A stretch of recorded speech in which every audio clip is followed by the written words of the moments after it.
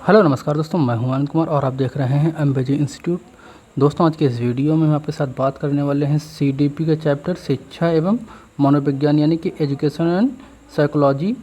जो चैप्टर है इससे संबंधित जो प्रश्न आपके एग्ज़ाम में पूछे गए हैं, जो टीचिंग एग्ज़ाम होते हैं जैसे C TET, UP TET, Bihar TET, Uttarakhand TET, Madhya Pradesh का टेट और जो अदर स्टेट के एग्ज़ाम होते हैं टीचिंग से संबंधित, उन सभी में जो इस चैप्टर से क्वेश्चन पूछे गए हैं उसके बारे में आपको बताएंगे।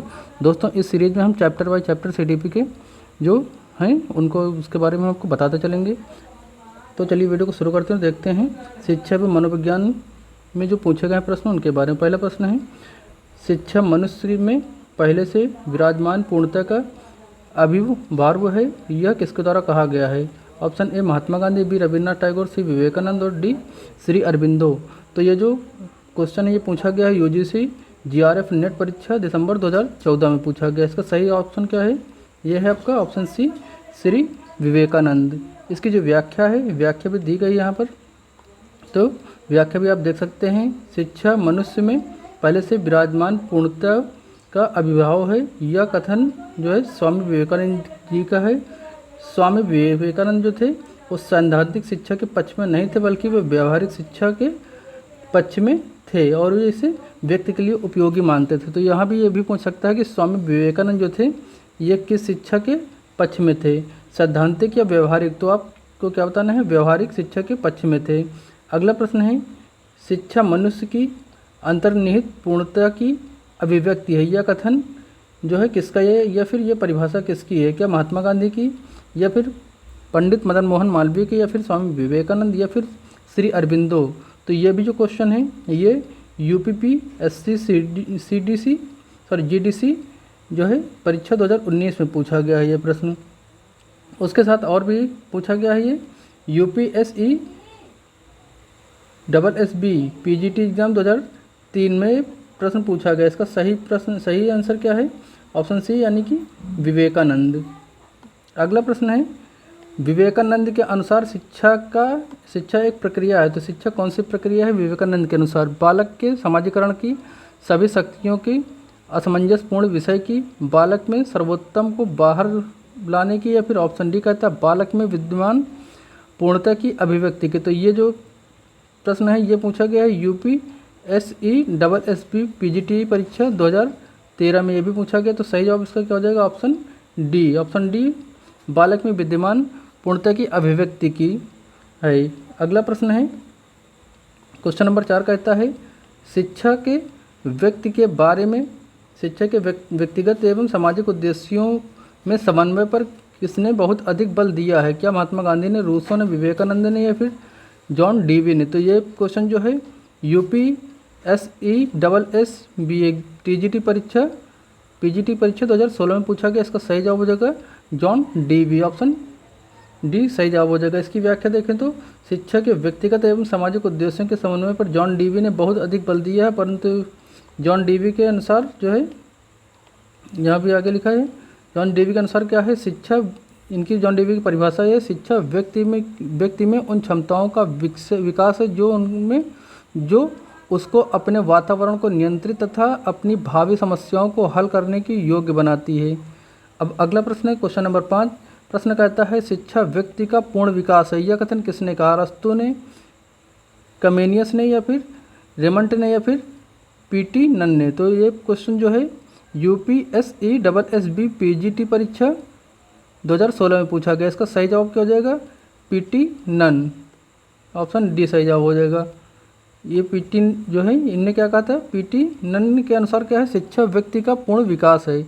अगला प्रश्न है, प्रश्न कहता है कि किसने कहा था शिक्षा वह प्रक्रिया है जो बालक की आंतरिक शक्तियों को बाह्यतम बनाती है? तो सुकरात ने, पैटोलॉजी ने, या फिर फ्रोबेल ने, या फिर नन ने? तो ये जो क्वेश्चन है ये पूछा गया यूपीपीएससी जीआईसी प्रवक्ता जो परीक्षा हुई थी 2012 की, उसमें पूछा गया। तो सही जवाब हो जाएगा फ्रोबेल, ऑप्शन सी फ्रोबेल हो जाएगा। अगला प्रश्न है, ये देखिए इनकी व्याख्या दी गई, व्याख्या पढ़ सकते हैं। अगला प्रश्न है, किसका कथन है शिक्षा दर्शन की गत्यात्मक पहलू है? हार्वर्ड का है, या फिर जॉन डीवी का, या फिर एडम्स का, या फिर प्लेटो का है? ये क्वेश्चन पूछा गया UP SEE double SB PGT परीक्षा 2016 में। इसका सही जवाब हो जाएगा आपका एडम्स। एडम्स कहते हैं, एडम्स के अनुसार है शिक्षा दर्शन का गत्यात्मक पहलू है। अगला प्रश्न है क्वेश्चन नंबर 8 है। क्वेश्चन कहता है किसने कहा सामाजिक एवं व्यक्तित्व शक्तियों को पुनर्जीवित करने का प्रमुख जो है पुनर्जीवित करने की प्रक्रिया ही शिक्षा है। क्या कमेशियन ने, फिर जॉन मिल्टन ने, फिर प्लेटो ने, फिर गांधी ने। तो ये भी परीक्षा जो है पूछी गई है यूपी, जो प्रश्न कब किस परीक्षा में पूछा गया, UPHESC जो प्रधानाध्यापक की परीक्षा हुई थी 2019 में, उसमें प्रश्न पूछा गया है। सही जवाब इसका हो जाएगा ऑप्शन ए कमेनियस ने। कमेनियस ने क्या कहा था, कमेनियस के अनुसार है सामाजिक एवं व्यक्तिगत शक्तियों को पुनर्जीवित करने का प्रक्रिया ही शिक्षा है। अब अगला है 8 नंबर का प्रश्न, 9 नंबर का प्रश्न कहता है शिक्षा की आधारभूत उद्देश्य क्या है, ज्ञान के प्रदान करना या फिर व्यक्ति का विकास करना या फिर परीक्षा उत्तीर्ण कर उपाधि को प्राप्त करना या फिर किसी व्यवसाय हेतु तैयार करना। तो ये जो है ये भी पूछा गया पीटीजी परीक्षा 2013 में, जो पीजीटी की परीक्षा हुई थी 2013 के, उसमें पूछा गया। तो शिक्षा का आधारभूत सिद्धांत क्या है, यह व्यक्ति का जो विकास होता है उसको करना। यहाँ भी देखिए शिक्षा एक बहुमुखी प्रक्रिया है जिसका आधारभूत उद्देश्य व्यक्ति का सार्वजनिक विकास होता है उसको करना होता है। अगला है प्रश्न 10 नंबर का, किसने कहा था कि मनोविज्ञान व्यवहार का धनात्मक विज्ञान है, मॉर्गन ने, वॉरेंस ने, फिर वाटसन ने, फिर मैकडूगल ने। तो इसका जो सही जवाब क्या हो जाएगा, ये हो जाएगा आपका वाटसन। ये भी पीजीटी परीक्षा 2016 में क्वेश्चन पूछा जा चुका है। मनोविज्ञान व्यवहार के अध्ययन के विज्ञान के रूप में सर्वप्रथम जेबी वाटसन ने परिभाषित किया था। वाटसन के अनुसार मनोविज्ञान व्यवहार का धनात्मक विज्ञान है। 11 नंबर प्रश्न है मनोविज्ञान मानव व्यवहार का विज्ञान है, यह किसने कहा था। तो क्या जेम्स ड्रेवन ने कहा, क्लैसिन ने कहा, या फिर वुडवर्थ ने कहा, फिर थॉर्नडाइक ने कहा। तो सही जवाब हो जाएगा आपका जो है कोलसानिक के अनुसार क्या है, कोलसानिक के अनुसार मनोविज्ञान मानव व्यवहार का विज्ञान है। अगला 12 नंबर प्रश्न कह रहा है कि सर्वप्रथम मनोविज्ञान को किस विषय का अध्ययन करने वाले विषय के रूप में परिभाषित किया गया। तो क्या मन का अध्ययन, आत्मा का अध्ययन, चेतना का अध्ययन या फिर व्यवहार का अध्ययन। ये भी जो है झारखंड जो टेट हुआ था झारखंड का प्राइमरी वाला, उसमें 2012 की परीक्षा में पूछा जा चुका है। तो इसका सही जवाब क्या हो जाएगा, आत्मा का अध्ययन करना। जो सर्वप्रथम मनोविज्ञान को आत्मा का अध्ययन करने वाले विषय के रूप में परिभाषित किया गया था। प्लेटो, अरस्तु, डेकार्त आदि यूनानी दर्शनियों ने मनोविज्ञान को आत्मा का विज्ञान के रूप में स्वीकार किया है। 13 नंबर का प्रश्न है, कह रहा है कि क्वेश्चन देखिए, मनोविज्ञान के सर्वप्रथम अपनी भाषा का परित्याग किया और फिर अपने मन और फिर अपनी चेतना का भी एक प्रकार के व्यवहार को संयोग है। ये किसने कहा था, किसका कथन है, क्या है, टिचनर का, फिर भी कहता है वुड का, या फिर वुडवर्थ का, या फिर मैकडूगल का। तो ये भी जो एग्ज़ाम है ये कब पूछा गया है, फरवरी जो है यूपी टेट अपर प्राइमरी यानी कि जो 6 से 8 के बीच परीक्षा होती है जूनियर वाली, उसमें पूछा गया है परीक्षा फरवरी 2016 में हुई, तो उसमें पूछा गया था ये प्रश्न। इसका सही जवाब क्या हो जाएगा, तो इसका सही जवाब हो जाएगा आपका ऑप्शन सी।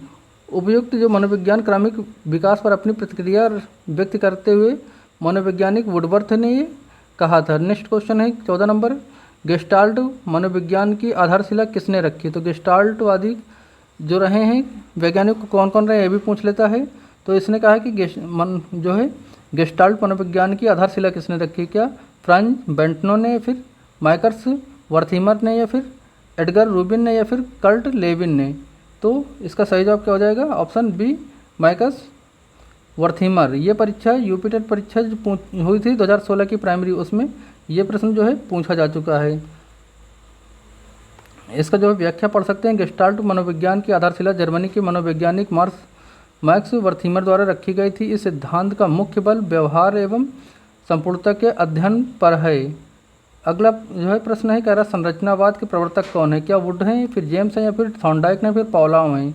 तो ये भी परीक्षा 2016 में हुई थी, UPSESSB PGT परीक्षा हुई थी 2016, उसमें पूछा गया। अब सही ऑप्शन इसका है ए यानी कि वुड ने।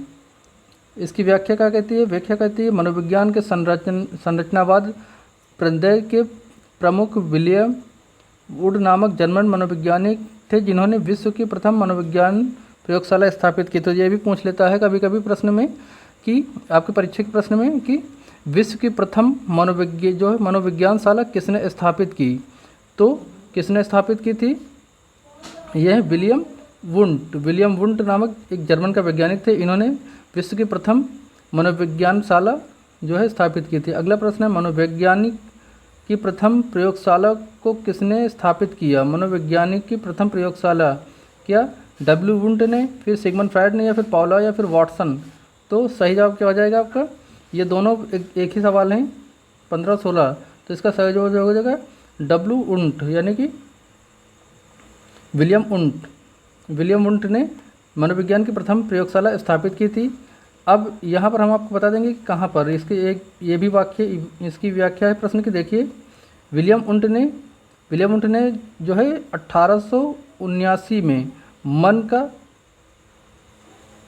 व्यवस्थित ढंग से अध्ययन करके उद्देश्य के जर्मन के लिप्जिंग में ये मनोविज्ञान जो प्रथम मनोविज्ञान प्रयोगशाला थी, मनोवैज्ञानिक प्रयोगशाला, ये कब और कहाँ जो है स्थापित किया था वुंट ने? तो ये कब किया था? 1879 में जर्मनी के लिप्जिंग शहर में विश्व की प्रथम मनोविज्ञानशाला स्थापित की तथा मनोविज्ञान एक स्वतंत्र विज्ञान का स्थान दिलाया। इसलिए विलियम वुंट को प्रयोगात्मक मनोविज्ञान का जनक भी कहा जाता है। तो आपका ए जो है सही ऑप्शन इसका सही था। नेक्स्ट है क्वेश्चन नंबर 17, प्रथम मनोविज्ञान प्रयोगशाला के संस्थापक थे वेबर, वुंट, प्रेकनियर या फिर थॉर्नडाइक? तो इसका जवाब आप देख ही चुके हैं, ये वुंट थे। प्रथम प्रयोगशाला 1879 में वुंट ने जर्मन के लिप्जिंग शहर में स्थापित की थी। कई तरह से प्रश्न पूछता है, ये प्रश्न पूछा गया था आपकी जो परीक्षा हुई थी UPPSC CDC प्रवक्ता परीक्षा 2013 में। अगला प्रश्न 18 नंबर, मनोविज्ञानशाला उत्तर प्रदेश में कहाँ पर स्थापित है? तो क्या लखनऊ में, इलाहाबाद में, आगरा में या फिर वाराणसी में?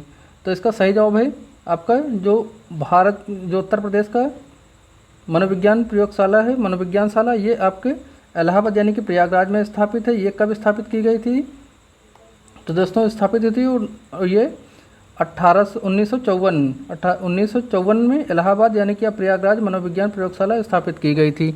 अब आपको ये बताना है कि भारत की प्रथम प्रयोगशाला जो मनोविज्ञान प्रयोगशाला है वो कहाँ पर और कब स्थापित की गई थी। तो ये थी दोस्तों सीरीज का पहला चैप्टर था। पहला चैप्टर में हमने आपको आपकी जो शिक्षा एवं मनोविज्ञान यानी कि एजुकेशन एंड साइकोलॉजी से संबंधित प्रश्न थे जो पूछे जा चुके हैं आपकी परीक्षाओं में, विभिन्न प्रकार की परीक्षाओं में। उनके प्रश्न मैं आपको सभी बता दिए हैं। उम्मीद करते हैं जानकारी पसंद आई होगी और इस सीरीज़ की आगे की वीडियो देखते रहने के लिए आप इस वीडियो की प्लेलिस्ट में जाकर देख सकते हैं। तो जानकारी पसंद आए तो इस वीडियो को लाइक और शेयर करें और चैनल के साथ जुड़े रहने के लिए चैनल को सब्सक्राइब करें। मिलते हैं नेक्स्ट जानकारी के साथ, नेक्स्ट चैप्टर के साथ। तब तक के लिए जय हिंद।